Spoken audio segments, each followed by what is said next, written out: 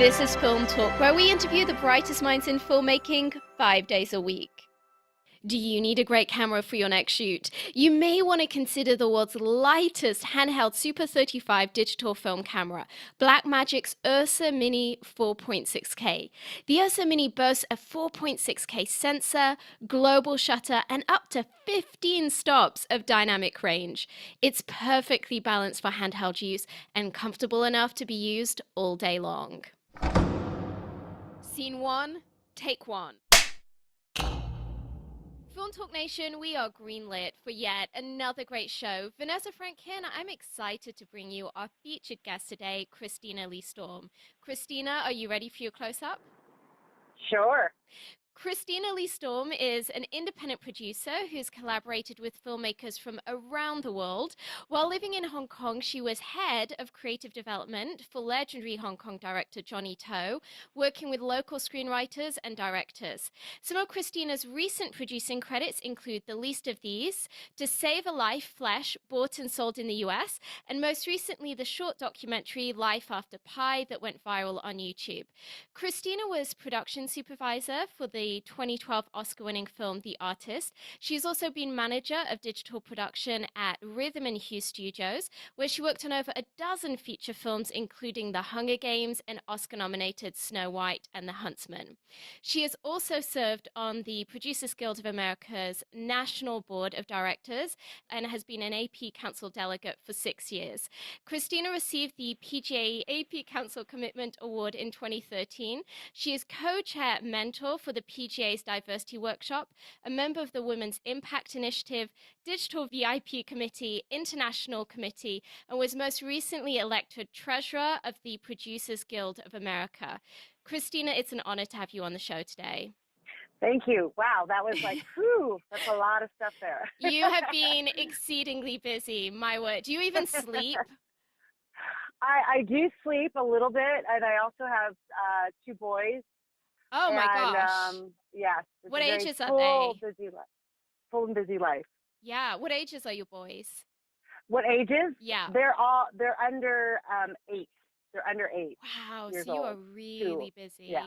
Really busy. My goodness. Yeah. You're going to have to at some point give me some secrets on how to do this, because I really think that women in this industry have a particularly interesting challenge between our incredibly unorthodox and unpredictable working hours and the desire to be a mother and or a wife. It's an interesting assignment. It is. It really is. The balance is intense. A lot of people ask me all the time, like, how do you do it? How do you do it? And it really does come down to, having that partner, AKA my amazing husband, and we do it together. It's really, we attack the things together. So I can't do anything without, his support as well as, working together as a family. Is he in the industry as well? He is. He went to USC Film School, and he's a screenwriter and he's a story consultant. So he's quite busy himself.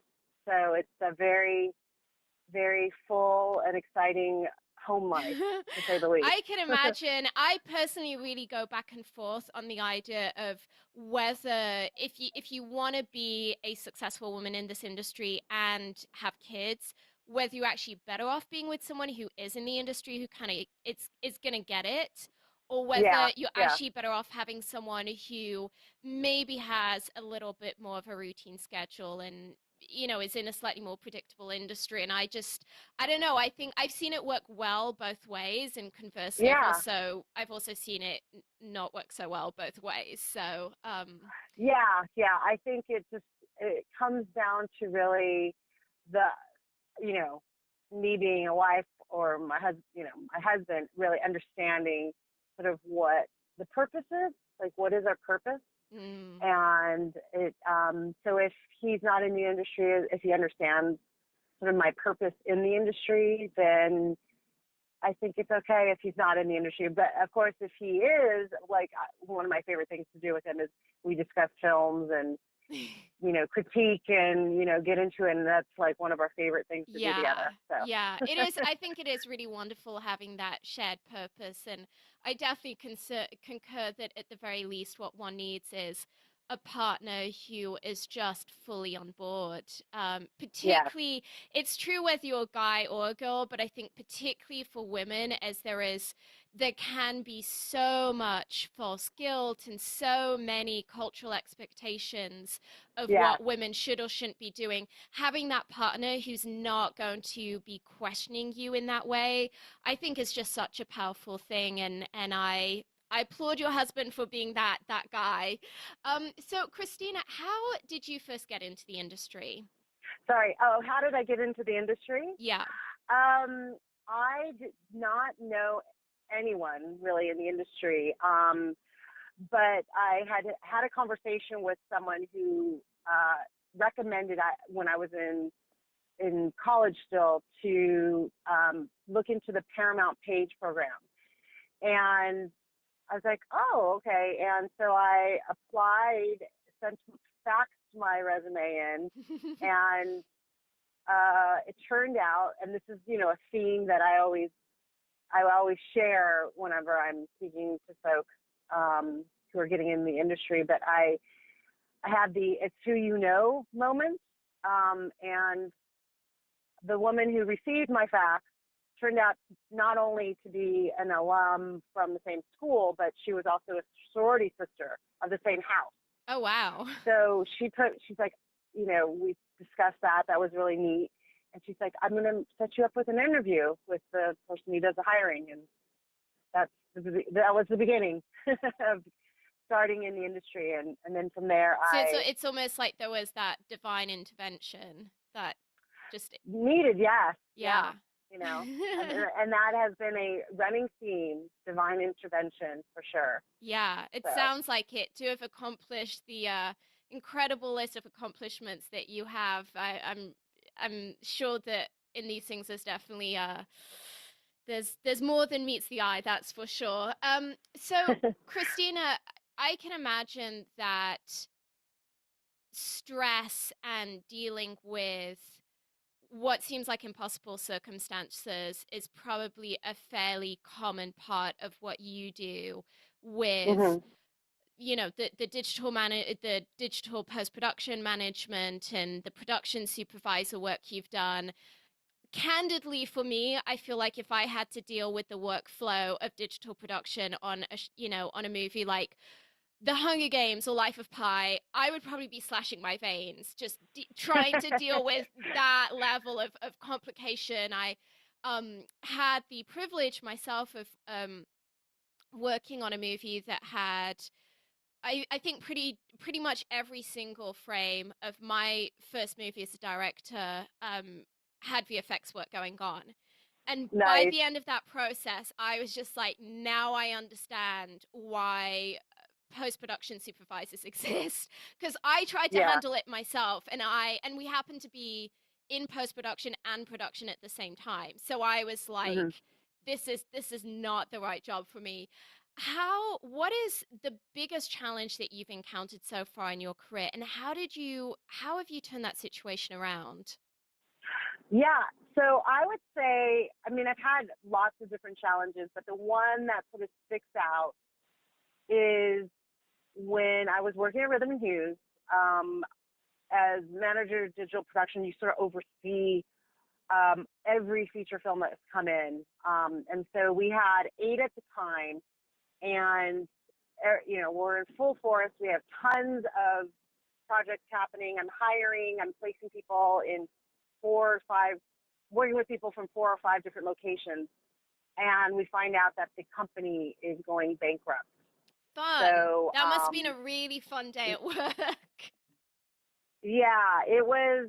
We were asked to come in to the studio on a Sunday, and I knew, you're in on the certain meetings and stuff, and John Hughes, who's the founder and owner of Rhythm Hughes, basically explains to the entire executive and management team, after 25 years, we have to file for bankruptcy. Mm.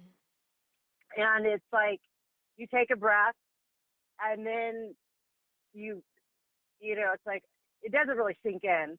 Yeah. But then as management, you have to move into your job. And Yeah. so that was the evening that I had to make some phone calls and have conversations with people that they shouldn't have, that they don't need to come back in, and that we were Wow. filing for bankruptcy. And, it's Oh, tough. It's really tough. And, yeah.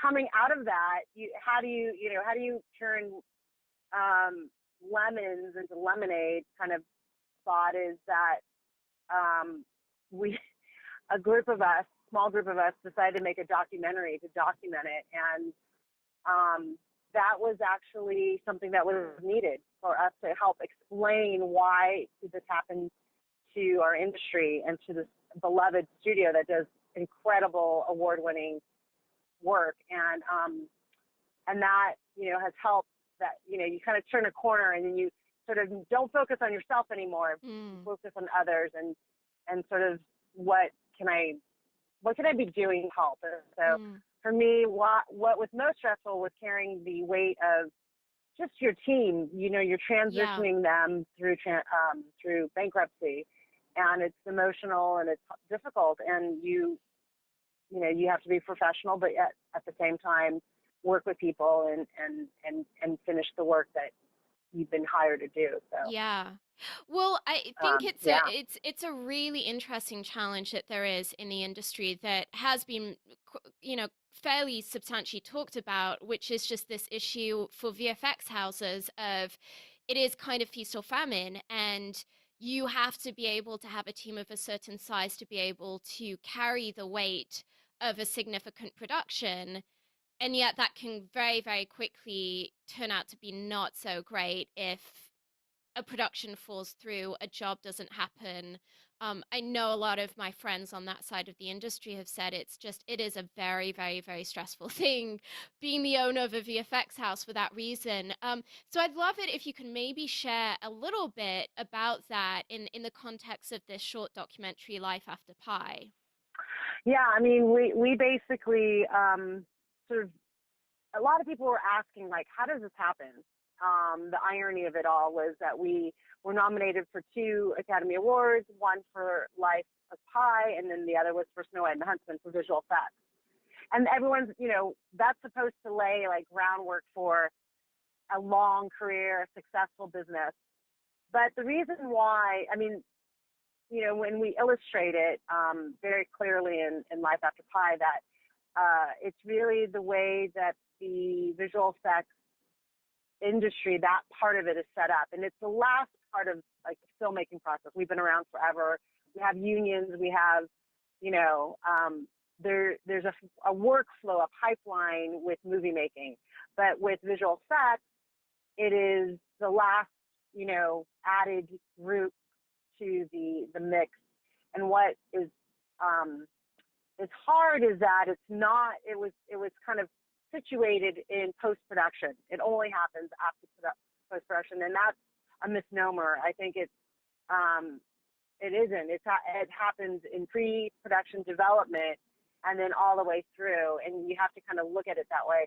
But probably the number one issue facing these visual effects studios that are hired to do the work and contracted is that the tax subsidy. So if you're based in the U.S., you're already paying an additional percentage just to have your employees have health care, versus Canada. You're also paying higher taxes and stuff. And so there is no major, California just renewed some incentives, but it's not like other places in Canada, Australia, New Zealand, in England. And so it's very, very competitive. And then the price gets dropped. The folks that are pricing it in the other regions can lower it simply because they're getting the tax benefit or the tax incentive. Yeah. So the actual way the dollars are taken in and spent, it's not the same for everyone. Yeah. So it's I really hard. Yeah, I've had friends in that area of the industry say to me that a huge issue that they have is they really can't compete with the Asian market right now, where there's, in a lot of instances, there's arguably less regulation. An American Mhm. dollar can go much further, and they've been finding that they've been bidding against companies outside of the US to where if they were to try to compete with that competitor's bid, they would be working at a loss. And that's really Yes. something that with globalization now is just Yes. an almost impossible challenge to overcome in some senses. Yes. Agreed. 100% agreed. Yeah. That said, for me, and I know that there are many people would probably disagree with me, but I do, as a director, I do feel that there is such a value to being able to be in the same place as your post-production house, because in my experience, depending on what one is looking to create, it can be so difficult to describe one's end vision verbally, and being able to meet someone and tactilely, if need be, mime out what you want, or just have that face-to-face conversation about what you're looking to create. I found that to be pretty invaluable. I agree. And, there's some saying, I don't know what the percentage is exactly, but they say like something like 90% of communication is body language. Yeah. And it's true. Like, we are Yeah. human beings. We learn at a very, very young age, before one, how to read facial expression, how to read body language. And so it's really hard to do that over a Skype or a video conferencing system. And it's not exactly how we do things, but a lot of people are doing it, and we have to adapt. Yeah. So it's not as natural. So it takes a little bit more iterations. It takes a Yeah. little bit more extra communication, Yeah. and there's a disconnect. You really aren't. Could you imagine, like, you're the director and you're Skyping with your actor who's shooting in Romania, but you're Oh not God. on Yeah, set? That's exactly. literally that is the example we give in Life After Pi.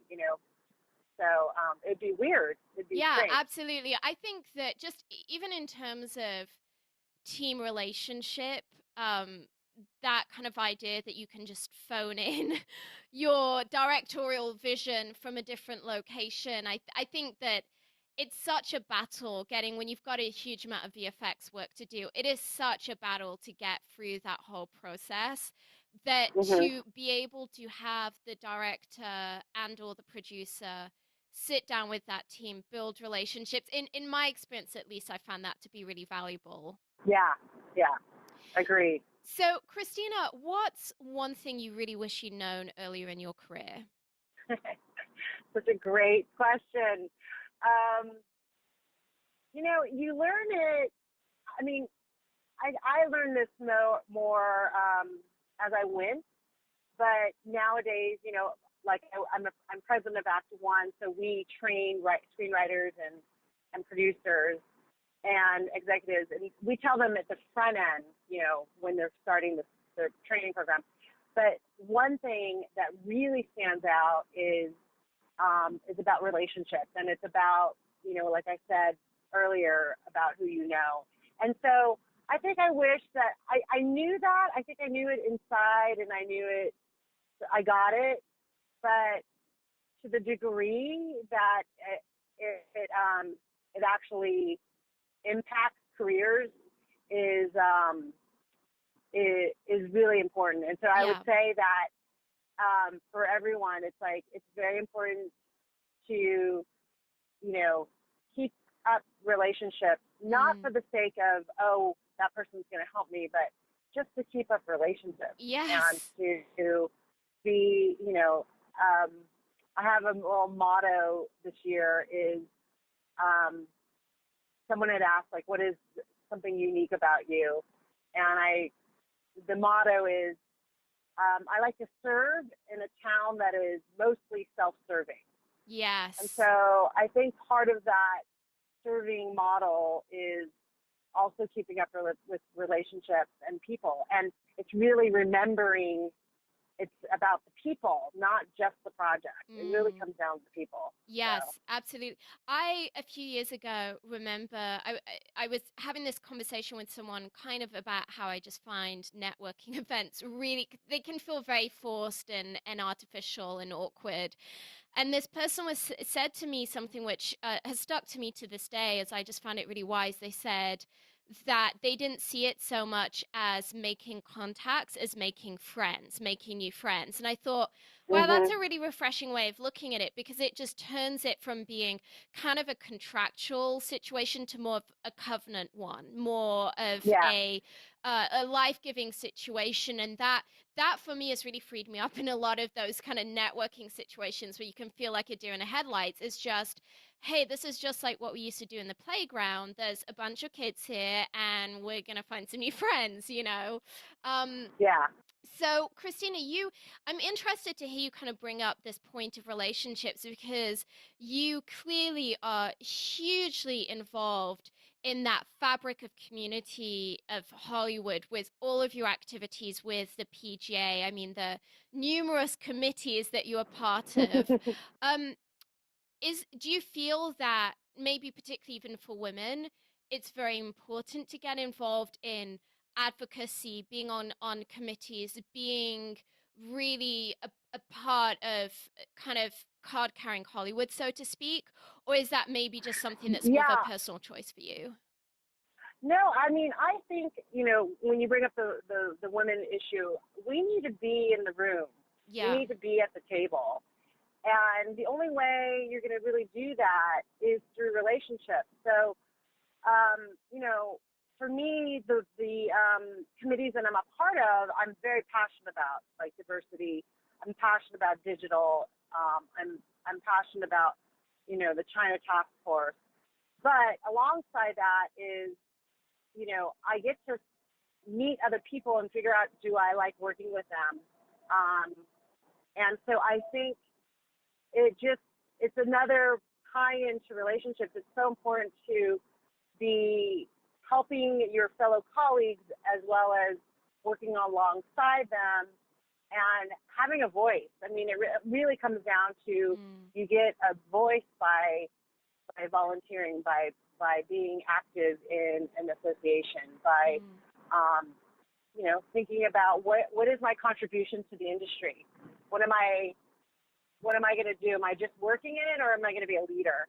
Yeah. So I feel like I can't stress enough how important it is to be involved in something that you are passionate about. Because if it's just for the sake of that self-serving kind of mentality, which part of it is going to be, there's the human factor. But I think if you're not passionate about it, you won't stick with it. And Yes. so it's just like a project. You have to be passionate about it.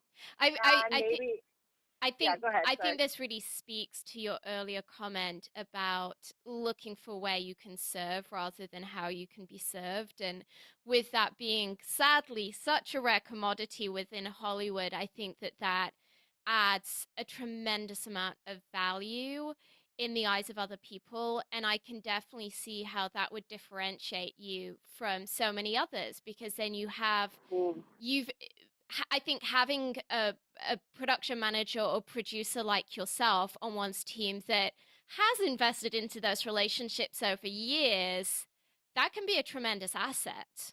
yeah, yeah. Yeah. So Christina, is there, you've worked on numerous productions in all kinds of different capacities. In terms of getting projects made, getting them from concept to finished product, overall, is there some shortcut or hack that you would recommend to listeners? Yeah, this is a really great question.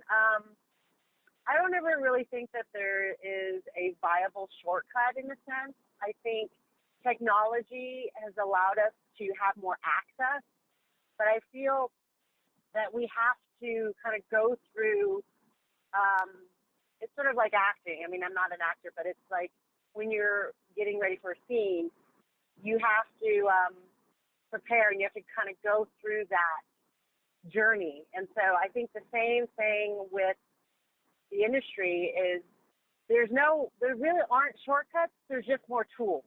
Yeah. And the tools might be able to help you get there. You get the information sooner than, 20 years ago, where you would have to get it in a book. Yes. And order that book by snail mail. Right, exactly. And now you can, I just had a conversation with someone who was like trying to break in specifically in music, and I said, you have everything at your fingertips. It is so true. If you just Google, you will find I know, isn't it everything. insane? And I mean, It's even very, software. I yeah. was having this conversation with someone recently, actually, even about the show, that it's incredible to me that compared to maybe even just 15 years ago, where to do a show like this, I would have needed exorbitant amount of equipment and a lot of training to figure out how all the buttons go and what I needed to push and what I needed to twiddle. And now it's all of that software you can get within a Mac. I mean, it's just like Mhm. there's not really any excuse anymore to not be doing something to be pushing forward your career. Right, and then because of the landscape change with technology, more people are able to do it, but that also means there's more noise. Yeah. So you really have to stand out, and that's where I feel like you can't shortcut it. You have to, like, how can you be excellent at your Yeah. craft? How do you stand out in a way that people are going to be like, yeah, I really like this. Yeah. I like this content. I like the show, because there's a little just extra added craftsmanship or artistry involved Mm. in it. So. Yeah. I this kind of not wanting to get too far down this rabbit trail, though I happily would, but for audience members who really want to think deeper about that theme, there is an amazing book by Seth Godin called The Dip, which is a teeny tiny little book. You can read it probably in the course of an hour, but it really eloquently explains what we can be doing to differentiate ourselves from everyone else in a noisy and busy world. Well, Christina, we're about to enter our final act in which we're going to be getting some of your top recommendations.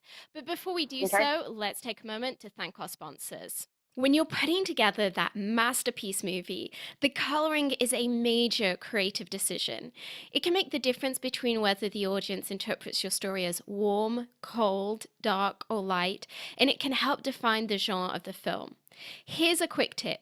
Horror movies tend to have blue tones, romantic comedies tend to have warm tones, apocalyptic movies tend to be grey and washed out, movies in which reality is off kilter tend to have green tones, and action movies tend to feature a lot of teal and orange, particularly in their artwork. The Emmy Award winning DaVinci Resolve from Blackmagic will help you get that perfect color for your next production. The DaVinci Resolve 12 combines professional non-linear video editing with the world's most advanced color corrector, so you can now edit, color correct, finish, and deliver all from one system. The DaVinci Resolve is completely scalable and resolution independent, so it can be used on set, in a small studio, or integrated into the largest Hollywood production pipeline. From creative editing and multi-camera television production to high-end finishing and color correction, only DaVinci Resolve features the creative tools, compatibility, speed, and legendary image quality that you need to manage your entire workflow, which is why it is the #1 solution used on Hollywood feature films. Christina, welcome to the final act where you'll be sharing incredible resources and mind blowing answers. Are you ready? Sure. Let's go. Christina, what is the best advice you've ever received? This is so good. I would say my longstanding mentor, one of my longstanding mentors, used to say, "On time is not on time. It's like 15 minutes early." Yeah. So I'm Oh trying my to train gosh. my boys to do that. It So is like show I up early. yeah, is there anything worse than an actor turning up late? I mean, it's oh gosh, it drives me nuts. And I find it's really hard to have a pleasant day on set if right at the beginning of the day you've been ticked off because someone's 30 minutes late and it has just thrown everything else off.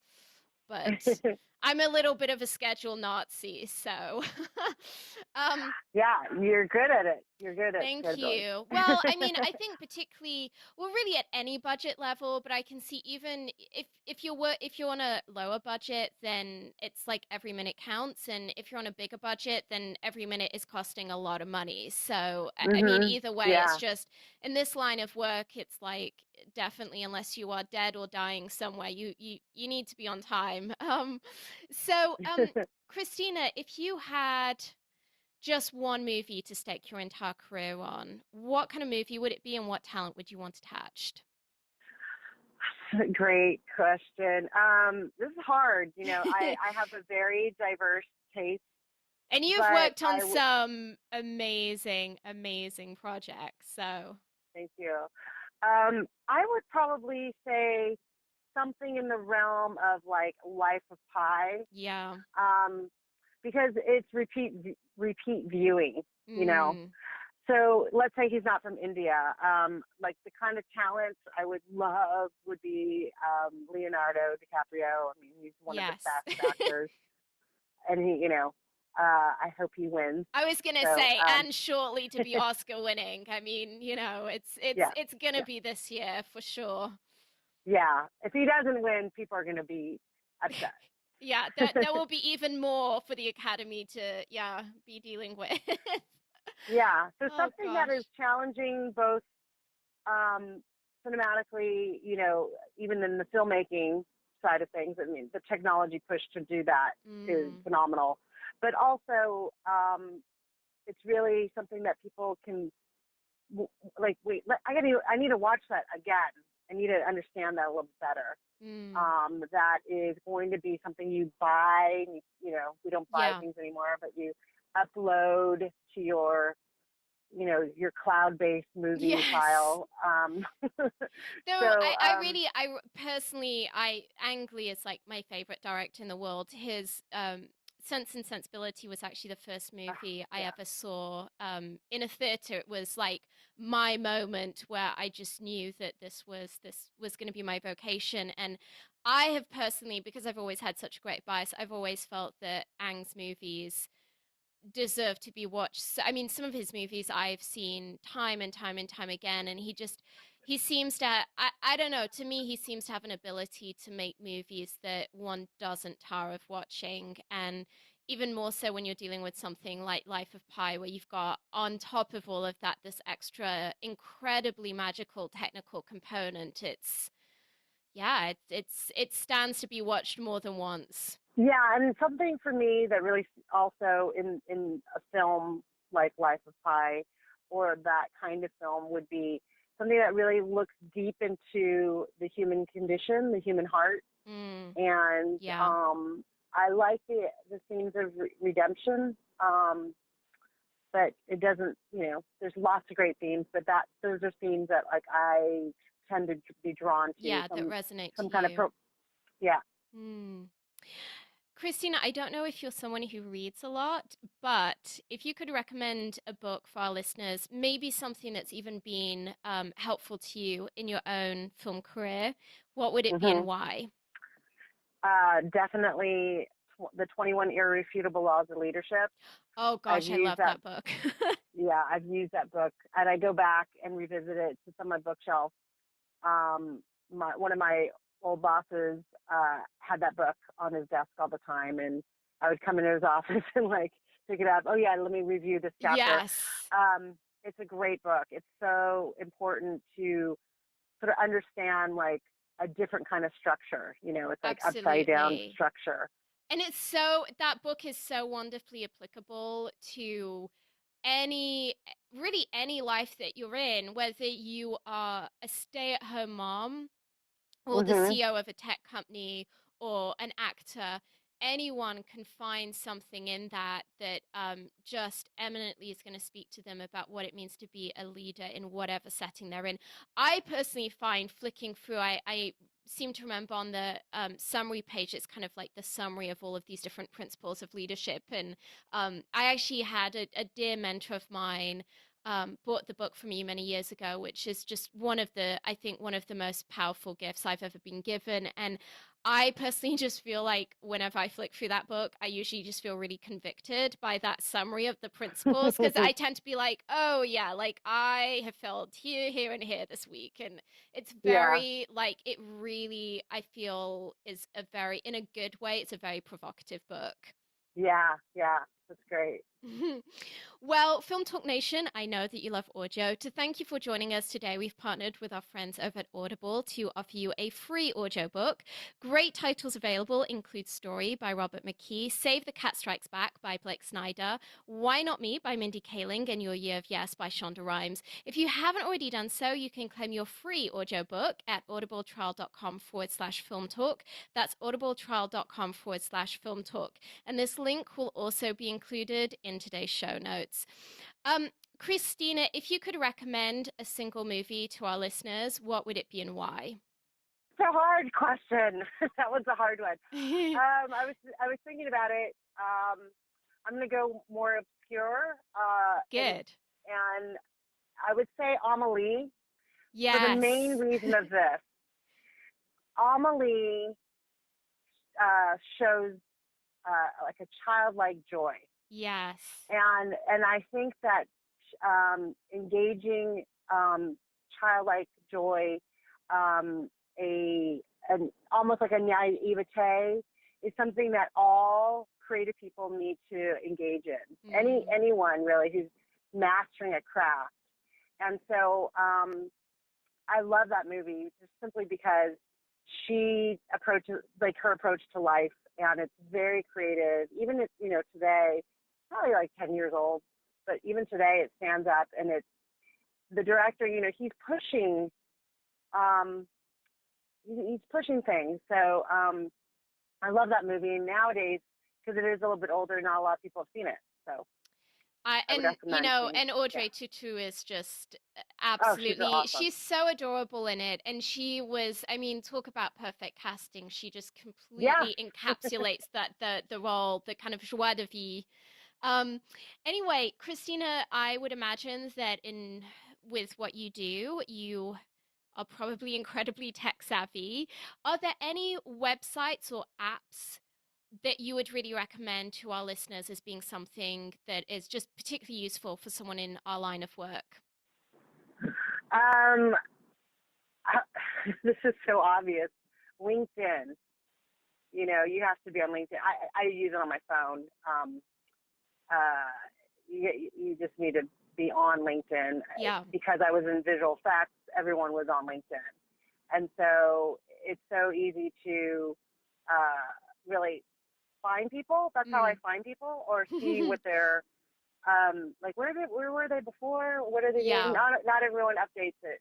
Um, I would say that on a practical level, and then to be honest, I think that there's like yours. It's like it doesn't fall into website/apps, but I feel like it falls into like information. Getting information is there's so many fantastic podcasts as well that Yes. I think people need to really use that app on their iPhone Yeah. and Oh and my start gosh, picking yes. things. No, I Yeah. mean it's like a few years ago, if you wanted to get insight from the brightest minds in filmmaking, you had to go to one of a handful of film schools that were going to cost you a fortune. And now at the press of a button, you can have these people teaching you directly. And I mean, it blows my mind, even compared to when I was in college for film. It's like, wow, 15 Hmm. years later, the technology that's there is just mind blowing. Well, Christina, Yeah. it's time for the martini shot. What parting piece of guidance do you want to share with us? Last piece of guidance. Is that Yes. what? I'm sorry. I would love a um, final gem I of would just wisdom from you. yeah. I would say I think it's important to look when you're approaching your career, um, to look at it beyond just what you're trying to do, um, and really look at it from the standpoint of purpose and meaning. Mm. So, because that's what sort of keeps you going. Yeah. Um, if you want to be a great actress, it's not, I want to be a great actress. There's an underlining why. And we have to ask those questions in order for things to really keep us motivated. So,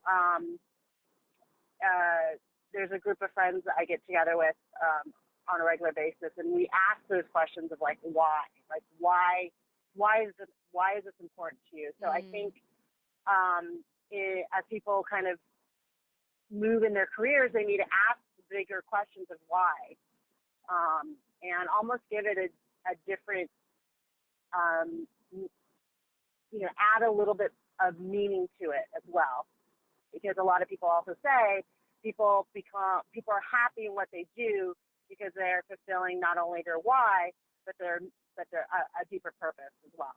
Absolutely. Well, I'm sure a lot of people listening to us today will be asking themselves those questions as they go about their day, having been truly inspired by this talk.